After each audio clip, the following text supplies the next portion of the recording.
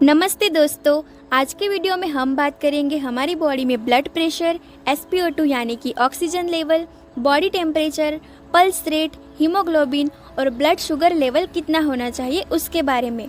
और आज के वीडियो में हम डिटेल में बात करेंगे, तो वीडियो को लास्ट तक जरूर देखें। ये वीडियो आप सबके लिए बहुत इंपॉर्टेंट है क्योंकि इस वीडियो में ह्यूमन हेल्थ से रिलेटेड बेसिक पॉइंट्स के बारे में हम बात करने वाले हैं, जो कि सबको ही पता होना चाहिए। सबसे पहले हम ब्लड प्रेशर के बारे में जानते हैं। ब्लड प्रेशर को शॉर्ट में BP भी कहते हैं और इसे हिंदी में रक्तचाप भी कहा जाता है।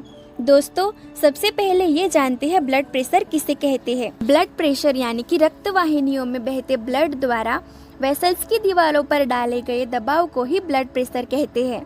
ब्लड प्रेशर को हम स्फिग्मोमेनोमीटर से नापते हैं, जो कि आजकल डिजिटल स्फिग्मोमेनोमीटर भी अवेलेबल है और वो इमरजेंसी के लिए बहुत उपयोगी है। ब्लड प्रेशर दो प्रकार के होते हैं, एक है सिस्टोलिक और दूसरा है डायस्टोलिक। पहला है सिस्टोलिक ब्लड प्रेशर, जो कि दिल की धड़कन के दौरान ब्लड वेसल में होने वाले दबाव को मापता है। ये पहला रीडिंग है और इसमें ज्यादा नंबर्स होते हैं। दूसरा है डायस्टोलिक ब्लड प्रेशर, जो कि दिल की धड़कन के बीच आराम की स्थिति में ब्लड वेसल में दबाव को मापता है। ये BP की रीडिंग का दूसरा रीडिंग है और इसमें कम नंबर्स होते हैं। सिस्टोलिक ऊपर का ब्लड प्रेशर होता है और डायस्टोलिक नीचे का ब्लड प्रेशर होता है। अब जानेंगे नॉर्मल ब्लड प्रेशर कितना होता है। यंग एडल्ट्स में normal blood pressure 120/80 mm of Hg होता है और ओल्ड एज में 140/90 mm of Hg को नॉर्मल माना जाता है। यंग एडल्ट्स में अगर BP 120/80 mm of Hg से ज्यादा आए तो वो नॉर्मल नहीं है, और यंग एडल्ट में किसी का blood pressure 140/90 mm of Hg से ज्यादा रहता है तो वो हाई माना जाता है, और अगर 150/90 mm of Hg है तो उसको वेरी हाई ब्लड प्रेशर कहते हैं। ऐसे केसेस में तुरंत हॉस्पिटल जाना चाहिए। अब हम SpO2 यानी कि ऑक्सीजन सैचुरेशन के बारे में बात करेंगे। SpO2 का मतलब है सैचुरेशन ऑफ पेरिफेरल ऑक्सीजन। दोस्तों, ऑक्सीजन को ऑक्सीमीटर से चेक करते हैं। जब हम सांसें लेते हैं तो ऑक्सीजन हमारी बॉडी के अंदर जाता है। तो दोस्तों, ऑक्सीजन का लेवल हमारे शरीर में कितना होना चाहिए उसकी बात करेंगे।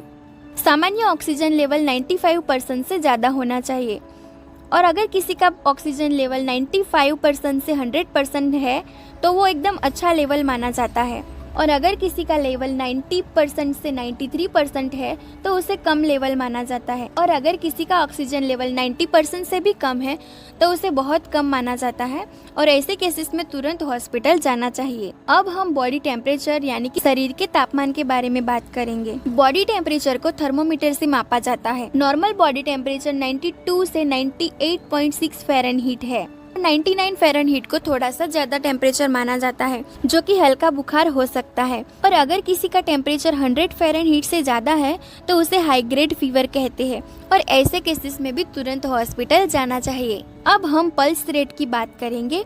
पल्स यानी कि आपके दिल की धड़कन। इसे सिंपल भाषा में समझाए तो आपका दिल 1 मिनट में कितनी बार धड़कता है उसकी संख्या। अब हम जानेंगे इसे कैसे चेक करते हैं।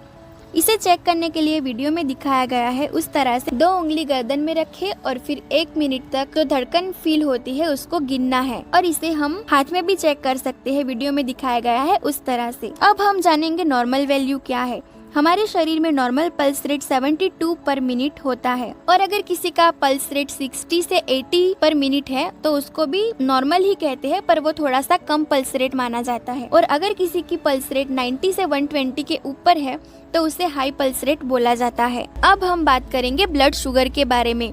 ब्लड शुगर 2 टाइम पर डिपेंड करती है, एक फास्टिंग यानी कि खाना खाने से पहले, और दूसरा पोस्ट प्रांडियल यानी कि खाना खाने के 1-2 घंटे के बाद। हमारा फास्टिंग ब्लड शुगर 70 से 100 mg/dl होना चाहिए, तो ये नॉर्मल है, और पोस्ट प्रांडियल ब्लड शुगर 70 से 140 के बीच में होना चाहिए, तो ये नॉर्मल है। इसे ग्लूकोमीटर से चेक करते हैं। अगर आपकी फास्टिंग ब्लड शुगर 125 mg/dl से ज्यादा आ रही है तो आपको डायबिटीज हो सकता है। इस केसेस में भी आपको डॉक्टर को कंसल्ट करना होता है। अब हम हीमोग्लोबिन के बारे में जानते हैं। इसे HB भी कहा जाता है।